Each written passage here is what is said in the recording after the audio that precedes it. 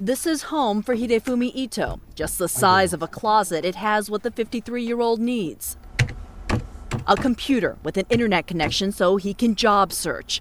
This is called a net room. For $15 a day, Ito rents the computer and the space. He can barely fill it because the former art gallery owner lost everything he owns, cars, house, all his possessions in bankruptcy. Then his wife and children left him. It is a hard burden to bear, and so far, Ito says he's only found temporary low-paying jobs. Ito is one of Japan's underemployed. His story a familiar one repeated again and again in Tokyo's net rooms, part of a growing group dubbed the net room refugees.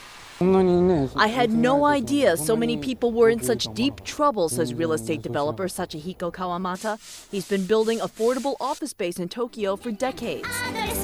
A familiar face on Tokyo airwaves who saw a new need. Small, short-term places to live and job search with an address to put on a job application. The developer quickly realized he couldn't keep up with demand for these tiny little net rooms. He says occupancy nearly every single day is 100%. Unemployment in Japan hit a 2-year high this summer, but underemployment is an unrecorded problem.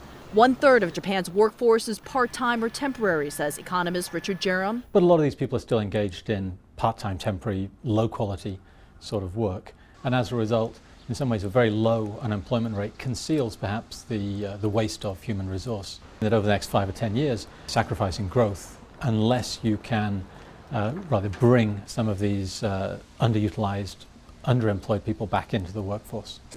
Getting back in is what Ito is hoping for. Just a few years ago, he was living a life of luxury and wealth. It's a very fine line, says Ito. Your company can be out of business tomorrow, and you don't know what happens next. Hyung-la, CNN, Tokyo.